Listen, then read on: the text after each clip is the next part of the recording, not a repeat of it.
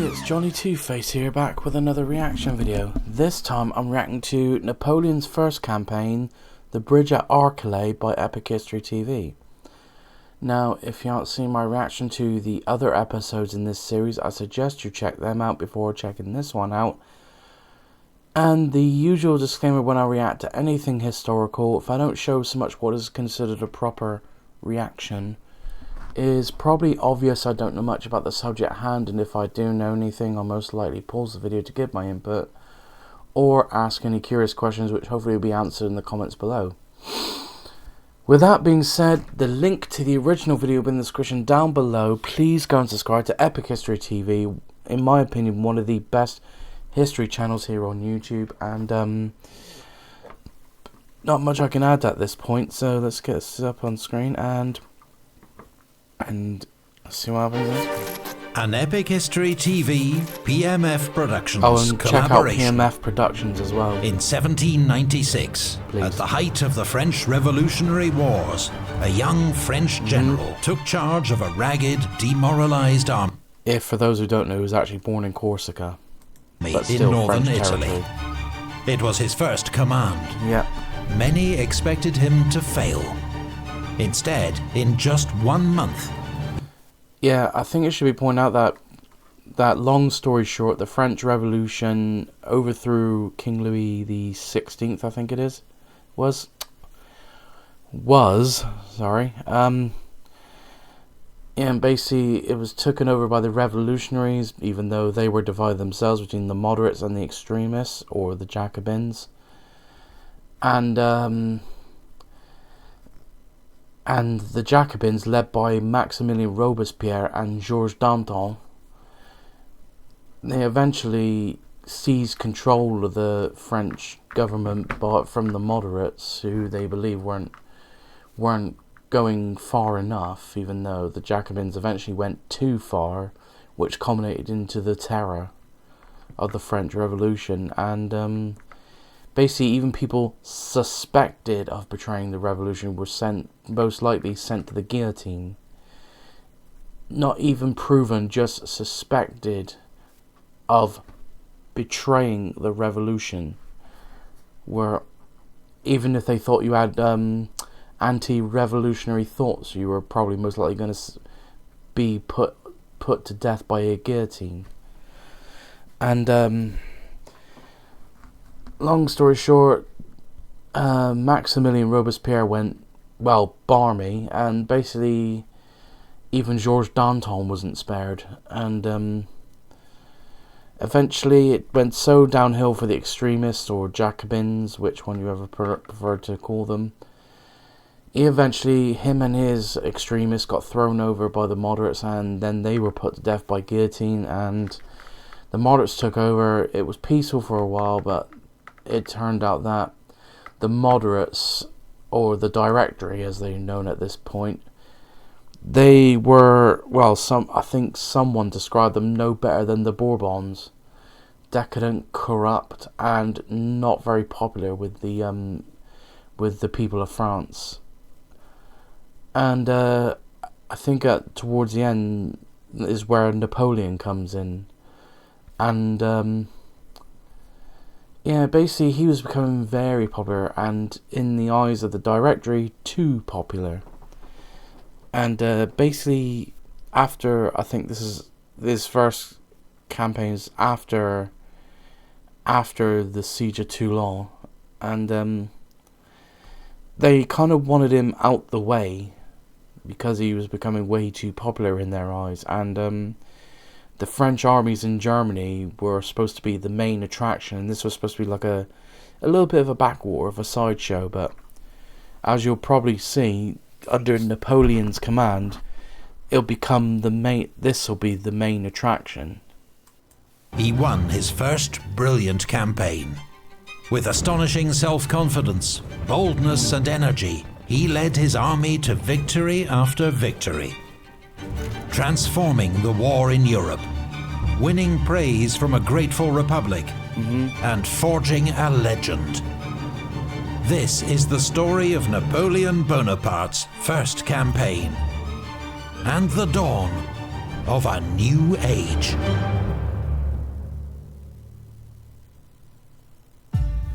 October 1796.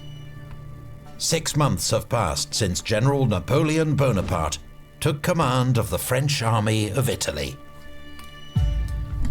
In that time, he's led a series of brilliant operations against the Austrians and won a string of battles. Now he appears close to final victory. He's driven Austrian field forces off the plains of northern Italy, back towards the Alps, while his troops have the great fortress city of Mantua, the key to Italy, under close siege. Mantua's oversized Austrian garrison is nearing starvation and riddled with disease. Napoleon appeals to its commander, Field Marshal von Wurmser, to surrender.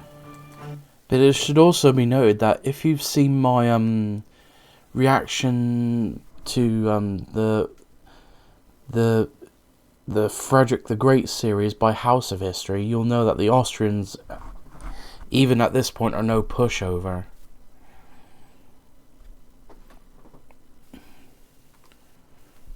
Even though at this point they're like, you know, dare I say it, past their prime, but I could be wrong.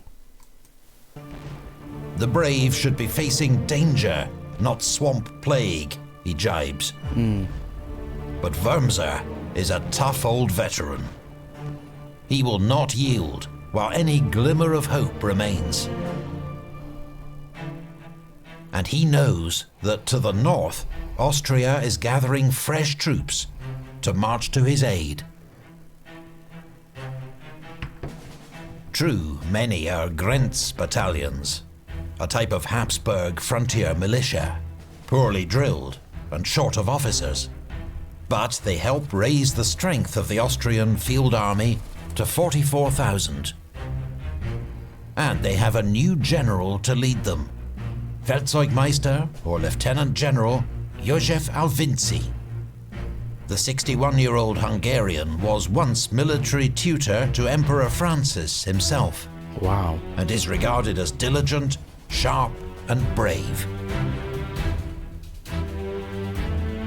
He and his staff draw up plans for a fresh offensive to rescue Wurmser and Mantua.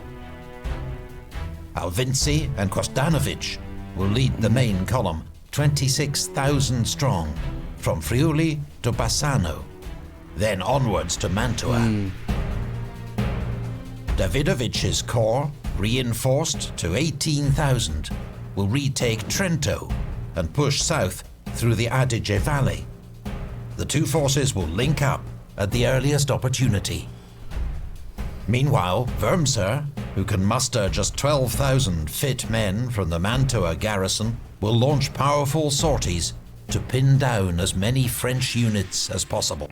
I'm not an expert in military strategy, but surely you wouldn't want, even though you got your own problems inside the fortress, but with being surrounded like this, would you really want to risk sorties and going out of such a well-defended garrison? It just seems a bit too perilous in a way. But again, I'm no expert in military strategy. Napoleon, by contrast, has received very few reinforcements from France. His weary divisions Brings up my point about the corruption from the directory. Are suffering from shortages and sickness, and will be outnumbered on every front. Alvinci begins his advance on the 22nd of October. The following day, the heavens open, drenching troops, swelling rivers, and reducing roads to mud. For the time being, Napoleon is content to observe the enemy struggle forward in such conditions, knowing the effort will exhaust his infantry and disrupt supplies. On the 2nd of November, fighting breaks out north of Trento, where Napoleon has ordered Vaubois to attack. He wants to keep Davidovich bottled up, but Vaubois is heavily outnumbered, and his attack fails. Vaubois begins pulling back to Caliano, while Massena gives up Bassano and withdraws towards Vicenza. But now Alvinci's advance becomes strung out, slowed by the heavy rain and poor fitness of his recruits. And it is against Napoleon's nature to remain passive for so long. As the Austrians cross the Brenta, he orders Massena to attack General Liptay's division at Fontaniva, while Augereau attacks Hohenzollern at Bassano. The French launched dozens of separate assaults. But for all their poor march discipline, the Austrian recruits stand their ground and fight hard. With around 3,000 casualties on each side, the Second Battle of Bassano is the bloodiest day's fighting so far in the Italian campaign. And a failure for Napoleon. Hours later, he receives dire news from Vaubois. During heavy fighting at Caliano, some Croatian troops get behind the French line, triggering panic and a rout. Vaubois loses nearly half his division, killed, wounded or missing, before he can regroup at Rivoli. The French are falling back on all fronts. And unless Napoleon can conjure something remarkable, he seems destined to suffer a major strategic defeat. This video is sponsored by G2A, the online marketplace. Subscription. Feel free You'll to be check them supporting out Epic if you're History interested. TV. Thanks again to G2A for supporting this video.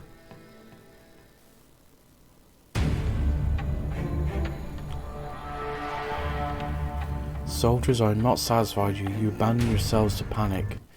You were driven from positions where a handful of brave men might have stopped an army.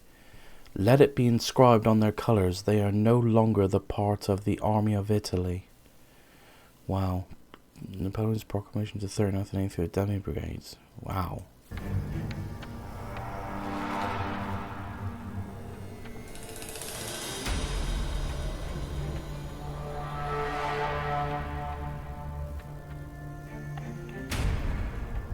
Napoleon's position is perilous, but his enemy's cautious pursuit affords him some respite.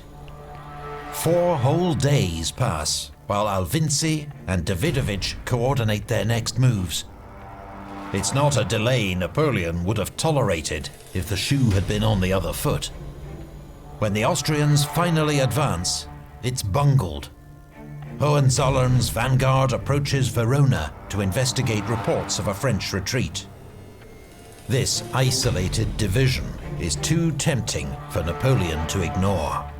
He orders Augereau and Massena to attack. They inflict 400 casualties, but Hohenzollern escapes to a ridge near Caldiero. The next day, Napoleon orders renewed attacks. But conditions are atrocious. The French struggle uphill into driving rain and hail, their boots slipping in the mud, under fire from Austrians dug in on the ridgetop. Around noon, Colonel Dupuy's 32nd Demi Brigade finally gets onto the ridge. It looks like the French may be able to lever the Austrians out of their position. But then, the Austrian army begins to arrive in force to support Hohenzollern's hard-pressed division. The French are in danger of being outflanked on both wings. They take up new defensive positions and hold the line until darkness, when Napoleon cuts his losses and orders a retreat to Verona. It has been an unequivocal French defeat, Napoleon's first in battle. The following day, he writes furiously to the Directory in Paris. He has no doubt that they are to blame for his defeat, for repeatedly failing to send reinforcements. We may be on the verge of losing Italy. None of the expected help has arrived. The army of Italy, reduced to a handful of men, is worn out. The heroes of Lodi, Millesimo, Castiglione and Bassano have died for their country or are in the hospitals. The men have nothing left but their reputation and their pride. We are abandoned in the depths of Italy. Wow. But despite his apparent despair, Napoleon has already devised a plan to strike back. A breathtakingly bold move that will spawn one of the greatest of Napoleonic legends.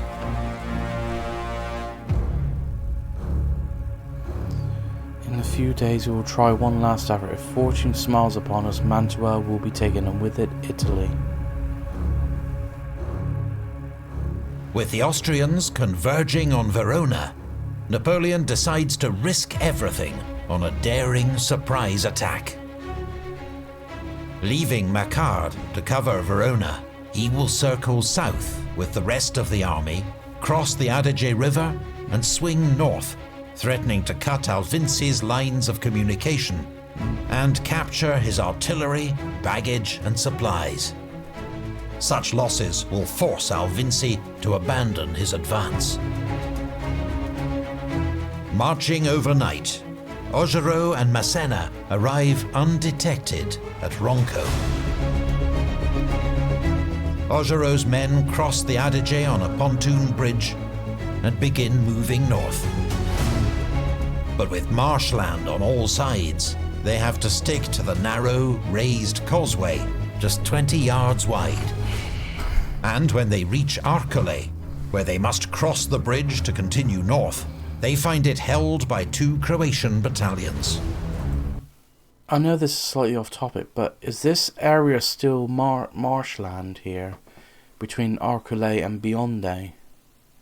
Is it still like marshland, or is it all, or is it not like this anymore? Sorry, just a random question.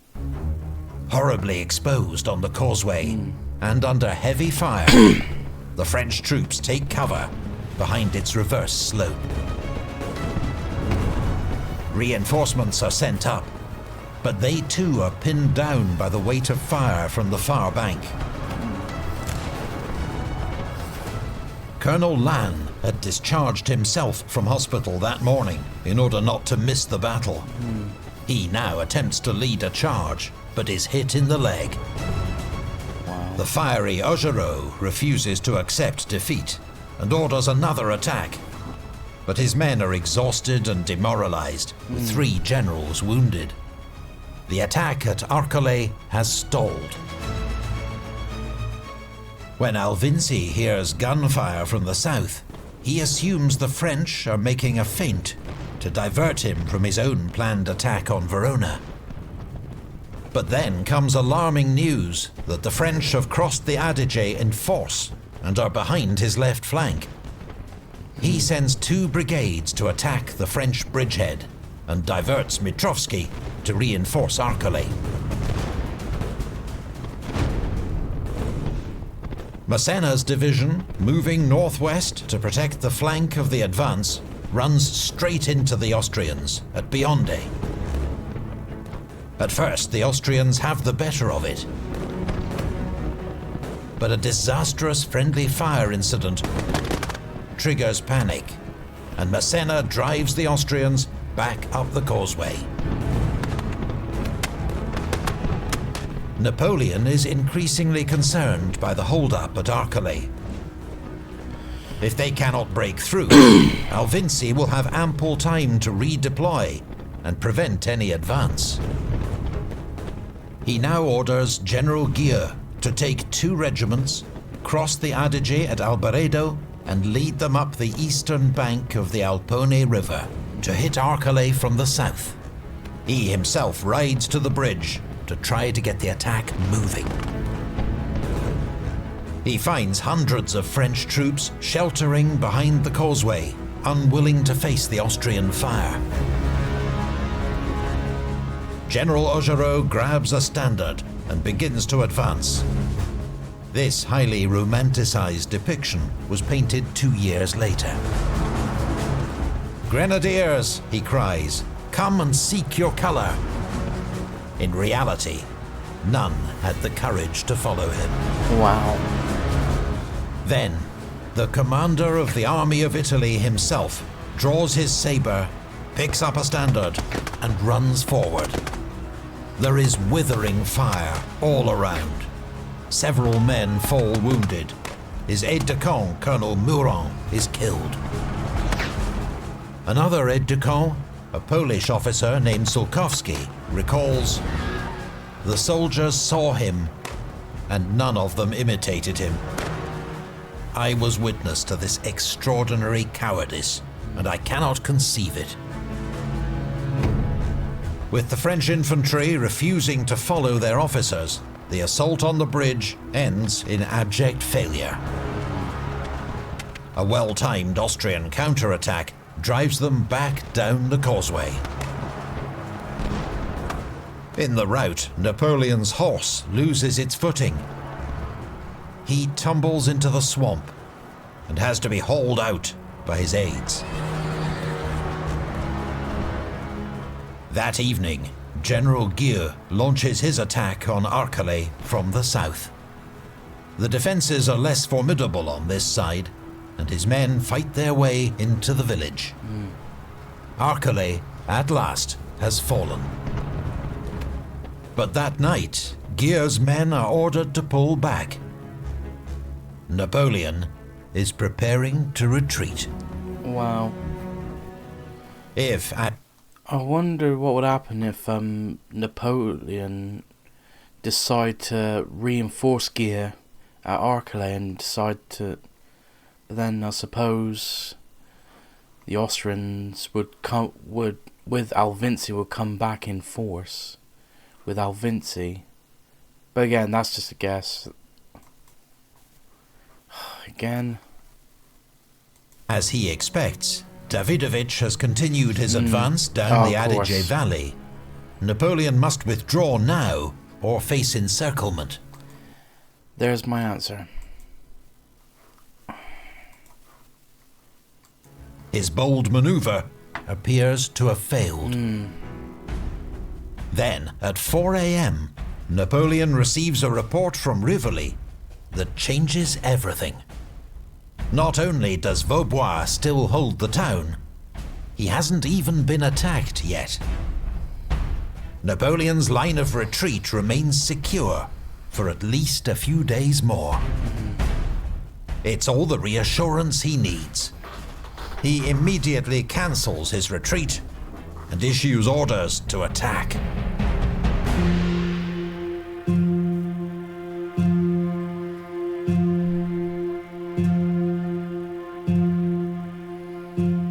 Napoleon has lost the element of surprise, and Alvinci is now planning his own counterattack.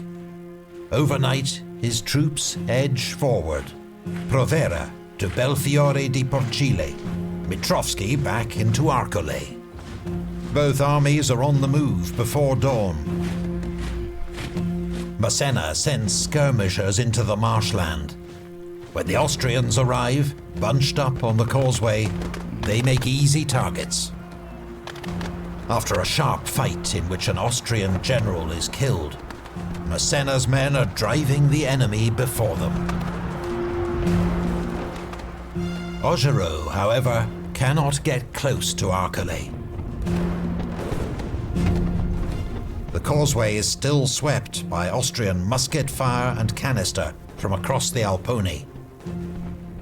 Napoleon orders troops to cross downstream at Albaredo, but the Austrians now have 2 battalions guarding the crossing point. French attempts to float or swim across the river come to naught. Day 2 of the battle ends in stalemate.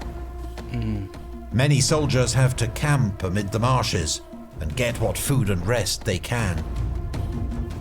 Napoleon will try once more to break through, but he is running out of time. Day 3. Davidovich, who by now has received several urgent requests from Alvinci to advance, finally attacks on the 17th of November. Vaubois' outgunned division breaks.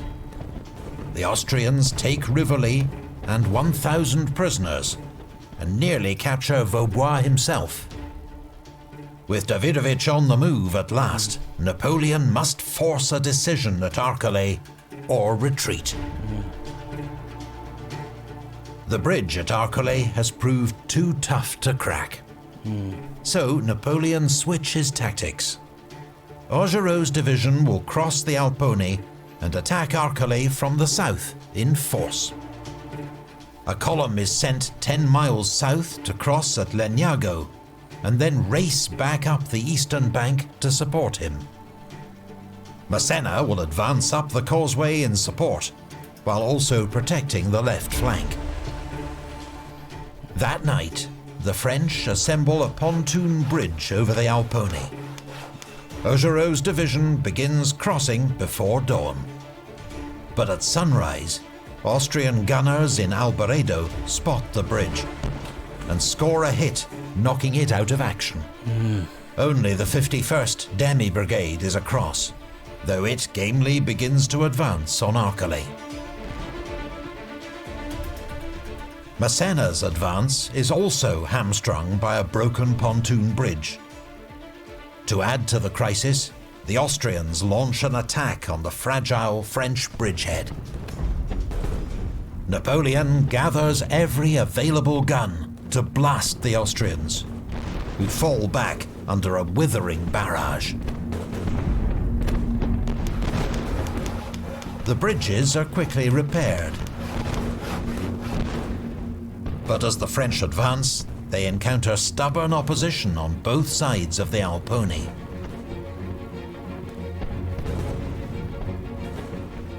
A bloody seesaw battle surges back and forth along the causeways. Neither side can deploy its troops nor gain an advantage. Around 3 p.m, the French column from Legnago arrives, threatening to turn the Austrian flank. Just as Arcole seems about to fall, the Austrians launch a ferocious counterattack across the bridge. Brigadier General Robert is killed. His troops fall back in disarray. The panic is contagious. Augereau's men lose their nerve and fall back to the bridge. The moment of crisis has arrived. But while the enemy has just used his last reserves, Napoleon can call on Massena's unengaged troops, including the elite 32nd Demi Brigade. Their sudden counterattack turns the tide. Massena's men sweep up the causeway, taking scores of prisoners, as Augereau's division resumes its advance. As they approach Arcole, Napoleon arranges a small ruse de guerre. 25 of his elite escort sweep in from the east, blowing bugles to feign a mass cavalry charge. In the evening light, it's enough to scare the remaining garrison into abandoning the village. As the French continue their advance, Alvinci orders his exhausted, demoralized army to retreat east, to Montebello, to protect its lines of communication. The 3-day Battle of Arcole has been a messy, bloody affair, with no great tactical flourishes. Napoleon's margin of victory is narrow, and a third of his army are casualties. But he has done enough, for now.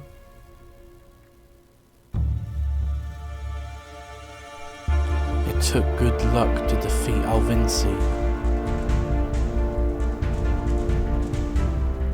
Alvinci may be withdrawing, but Davidovich remains a threat.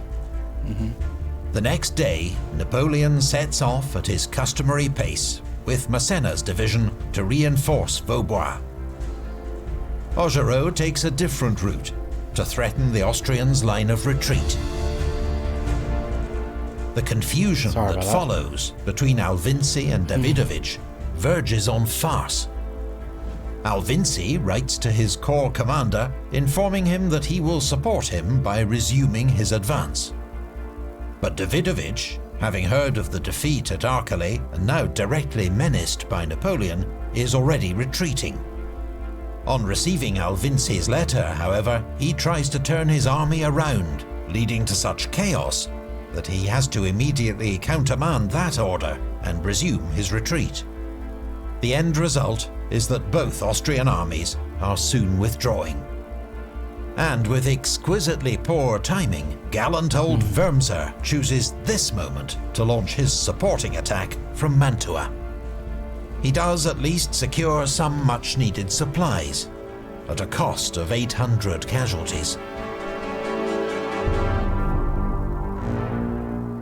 It has been a bruising campaign for Napoleon.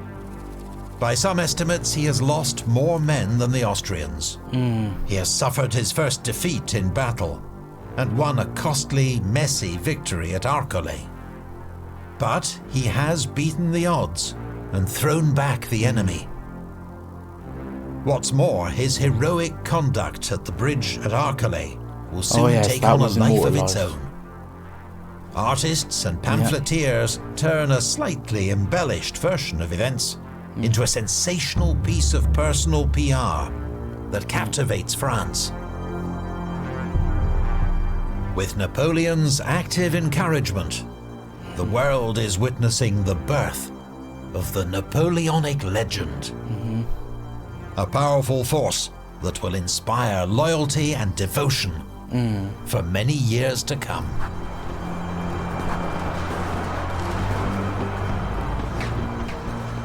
For now, both armies settle into winter quarters, as December brings bitter cold and heavy snow to northern Italy. In Mantua, the Austrian garrison is near its limit. Starvation beckons, though Wurmser is determined to hold out to the last. The Austrians will have one last chance to save the city. A final offensive to decide the outcome of the war in Italy. A big thank you to PMF Productions for their help creating this series and charting Napoleon's movements across northern Italy. We highly recommend their YouTube channel featuring their own detailed series on Napoleon's Italian campaigns, which you can find by searching PMF Productions or of Keith's brilliant Napoleonic art via the link in our video description. And that'll do it. This has been another interesting episode, and can't wait to see what happens in the next video. So if you like this reaction, please like, comment and subscribe, and I'll see you in the next one.